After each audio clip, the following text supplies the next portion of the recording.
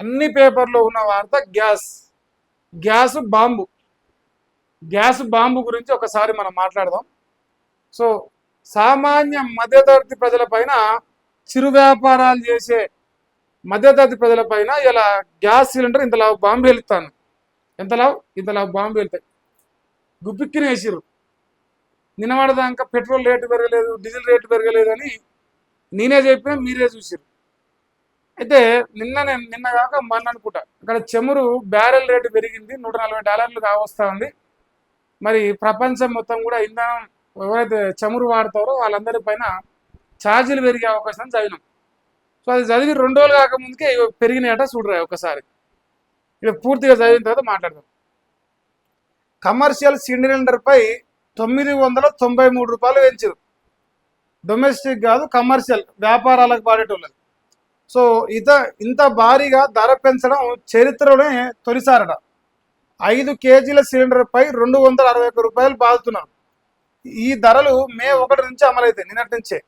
Domestic cylinder ధరలు మాత్రం యథాతథంగా ఉండబోతున్నాయి. అంటే ఇళ్లలో వాడే అయితే మనం డొమెస్టిక్ సిలిండర్స్ ఉన్నాయో వాటిలో ఎట్లాంటి ప్రైస్ డిఫరెన్స్ లేదు.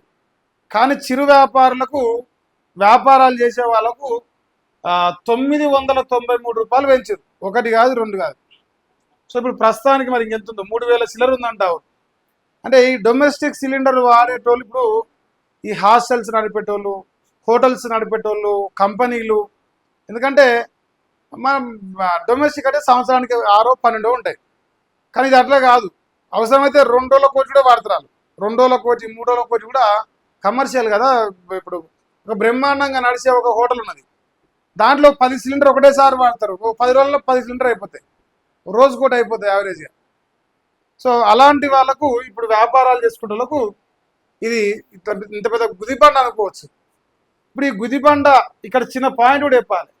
ఇప్పుడు ఈ కమర్షియల్ సిలిండర్ మీద పెరిగే రేటు మళ్ళీ ఎవరిపైన పడుతుంది? ఆయా ప్రొడక్ట్స్ వాడే వాళ్ళపైన.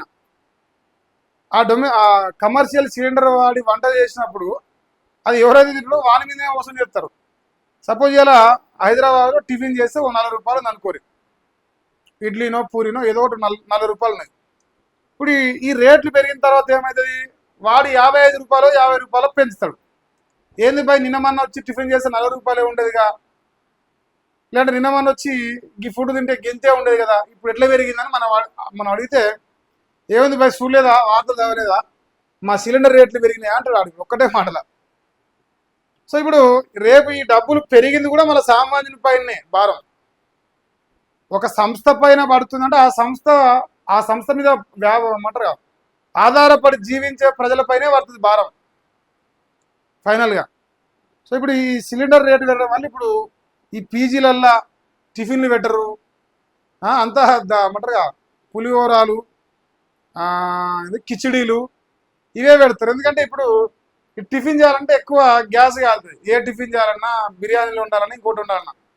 సో ఆటోమేటిక్గా అవి వండితే ఈ గ్యాస్లు అయిపోతాయి కాబట్టి వాటి భయానికనే ఉండడు. సో ఇది ఒక ప్రమాదం ఉన్నది. మరి ఇప్పుడు గ్యాస్ రేట్లు పెరిగినాయి. కమర్షియల్ ఇన్ ద సెన్సు డైరెక్ట్గా సామాన్య ప్రజలపైన పెరగకుండా ఇండైరెక్ట్గా పెరిగినాయి. ఇండైరెక్ట్గా మళ్ళీ మనం గచ్చేది మనమే. ఇక డొమెస్టిక్ సిలిండర్ మాత్రం యథాతథంగా ఉండబోతున్నాయి. హైదరాబాద్లో 19 కేజీల సిలిండర్ ధర వచ్చేసి $3,315 ఉండబోతున్నది. 5 కేజీల సిలిండర్ ధర వచ్చేసి $914 ఉండబోతున్నది. అంతర్జాతీయ సంక్షోభమే కారణమన్న ఆయిల్ కంపెనీలు, చిరు వ్యాపారులు, హోటళ్లు, హాస్టళ్లు, కేఫ్లు, టిఫిన్ సెంటర్లపై ఎఫెక్ట్ పడనుంది. తలకిందును కానున్న మధ్యతరగతి బడ్జెట్.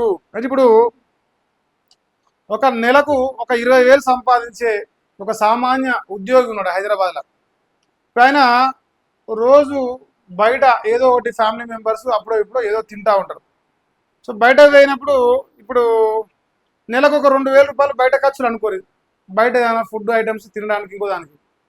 ఇప్పుడు అది ఏమైందంటే 3,500, 4,000, 3,000 ఇట్లా పెరుగుతాయి.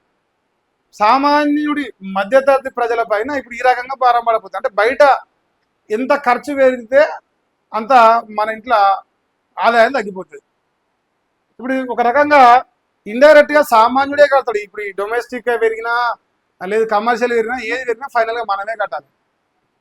వ్యాపారం అంటే మన వల్లనే నడుస్తుంది కదా. సో ఇప్పుడు ఇక్కడ రాసిరు అబ్జర్వ్ అయ్యి, చిన్న చిన్న వ్యాపారాలు చేసేవాళ్ళు, హోటళ్ళు నడిపేటోళ్ళు, కేఫ్లు నడిపేటోళ్ళు, తర్వాత హాస్టళ్ళు, టిఫిన్ సెంటర్లు, ఇవన్నిటిపైన మేజర్గా ప్రభావం చూపిస్తుంది. ఇవన్నీ కూడా సామాన్య మధ్యతరగతి ప్రజల చేతుల్లోనే నడుస్తాయి. హాస్టల్లో ఉండేది మనమే, హోటల్కి పోయేది మనమే, తర్వాత ఏంది చిన్న చిన్న వ్యాపారాల్లో ప్రతిరోజు మనం కొనేది మనమే. ఇవన్నీ మనమే కాబట్టి ఫైనల్గా మన పైనే పడుతుంది. సో ఇంట్లో వండుకొని తిన్నోనికి ఇంట్లో కూడా తప్ప బయట కూడా తిన్నోనికి ఇప్పుడు మేలు అనమాట. ఇక బయటకు పోయి తినామంటే మరి అంత భారం మన మీదకే వస్తుంది. ఇప్పుడు ఒక గ్యాస్ సిలిండర్ వచ్చేసి 993 రూపాయలు ఒక్కటే సిలిండర్కి పెరుగుతుంది, ఒక్కటే. సో ఇది అంతర్జాతీయ సంక్షోభమే కారణం అంటారు. ఇది నిన్న కాక మనం చదివినట్టుగా $140 పెరిగినది. ఇంతకుముందు సపోజ్ 100 ఉంటే ఇప్పుడు 40 పెరిగింది అనుకోరు. సో అది ఏడబడుతుంది, లాస్ట్కి దాన్ని వాడేది మనమే కాబట్టి మళ్ళీ కంపెనీలు ఏమంటానే ప్రపంచం మొత్తం చమురు నిల్వలు మాకు మేజర్గా రావట్లేదు, అనుకున్నంత స్థాయిలో డిమాండ్ తగ్గట్టుగా సప్లై లేదు కాబట్టి మేము రేట్లు పెంచుతాను, ప్రపంచం మొత్తం పెరుగుతుంది మేము పెంచుతాను అని చెప్పేసి ఇలా ఇంతలా బాంబు తీసుకొచ్చి వేసిరు చమురు కంపెనీలు ఇన్ ద సెన్స్ సెంట్రల్ గవర్నమెంటే దాయకుండా చెప్పాలి, అబద్ధం ఆడకుండా చెప్పాలి, నిజం చెప్పాలంటే. కాకపోతే పెట్రోల్ డీజిల్ పైన లేదు, గ్యాస్ పైన కూడా డొమెస్టిక్లో లేదు, కమర్షియల్లో పెంచిరు. ఇక రేపో మాపో మరి పెట్రోల్ రేట్లు డీజిల్ రేట్లు పెరుగుతాయా అనేది చూడాలి. ఇప్పటి వరకు ఉన్న సమాచారం ప్రకారం అయితే ఓన్లీ కమర్షియల్ సిలిండర్ల రేట్లు పెరుగుతూ ఉన్నాయి. ఇక పానకంలో పుడకలు ఉంటారు కదా, సో వచ్చారు చూడరా, ఇక రాశారు కదా, ఇది ఎలక్షన్ బిల్ అట. గ్యాసు ధరల పెంపుపై రాహుల్ ట్వీట్ చేసిండు, పెట్రోల్ డీజిల్ రేట్లను పెంచుతారని కామెంట్ చేసినట్ట. మరి ఎలక్షన్ బిల్ అట, అదే ఎన్నికలు తమిళనాడు, కేరళ, దాంతోపాటు పశ్చిమ బెంగాల్, అస్సాము, పుదుచ్చేరి అన్ని రాష్ట్రాల్లో ఎన్నికలు అయిపోయినాయి కాబట్టి ఎన్నికలు అయిపోగానే రేట్లు పెంచడం మరి ఆనవాయితీగా వస్తుంది కాబట్టి మరి పెంచిర్రట. దానికి తోడు పెట్రోల్ డీజిల్ రేటు కూడా పెంచుతారని అంటున్నాడు రాహుల్ గాంధీ గారు. ఆయన చెప్పదలుచుకున్నట్టు మరి అది కూడా ఒక కామెంట్ ఉన్నది కనిపిస్తున్నది. ఇక వీధి వ్యాపారులపై పెనుభారం పడుతుంది, ఎన్నికల తర్వాత గ్యాస్ ధర పెంపు ప్రజలను మోసగించడం అని చెప్పేసి మంత్రి ఉత్తమ్ కుమార్ రెడ్డి అంటున్నాడు. ఇక కార్మికులకు మోదీ మేడే గిఫ్ట్, రెస్టారెంట్లు హోటళ్ళు మూసుకునే పరిస్థితి వచ్చిందని చెప్పేసి కేటీఆర్ అంటున్నాడు. వాస్తవానికి నిన్న మేడేనే కార్మికుల దినోత్సవం నాడు ఈ రావడం ఒక రకంగా బాధాకరమే. ఆయా హోటళ్లలో కార్మికులు పనిచేస్తూ ఉంటారు కదా, సో మేడే రోజు మరి ఒక బాంబు పేల్చారు అనుకోవచ్చు. సో ఇప్పుడు అందరూ వ్యతిరేకిస్తున్నారు, నేను కూడా వ్యతిరేకిస్తున్నాను, నేనేమో సమర్థిస్తలేను. మహేష్ గాడ్సే ప్రజలలో ఉన్నది మాట్లాడతాడు. సో 100% ఇలా ఈ 993 రూపాయలు పెరిగిన దాంట్లో నాకు ఎఫెక్టే, మీకు ఎఫెక్టే, అందరికీ ఎఫెక్టే.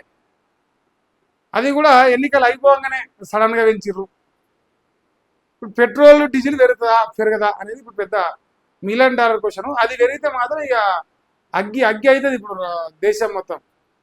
సో ఇది వ్యాపారులు కాబట్టి దీని విషయంలో కొంచెం కామ్ డౌన్ అనిపించవచ్చు.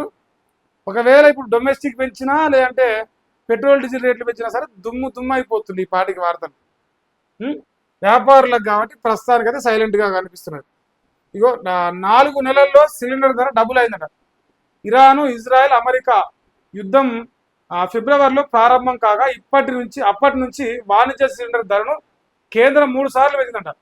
కేవలం 4 నెలల్లోనే రేటు డబుల్ అయిందంట. మార్చిలో 144, ఏప్రిల్ 1న 190, ఇప్పుడు అమాంతం 993 పెంచిందంట. దీంతో ఒక కమర్షియల్ సిలిండర్ ధర 3000 దాటింది. హైదరాబాద్లో ఫిబ్రవరిలో 1961 ఉన్న కమర్షియల్ సిలిండర్ ధర ఇప్పుడు 3317 రూపాయలు చేరింది. ఇక 5 కిలోల సిలిండర్ ధర 914.50 పెరిగిందని చెప్పేసి దాదాపుగా మీరు ఇక్కడ అబ్జర్వ్ చేస్తే 2000 ఉన్నది కాస్త 3315.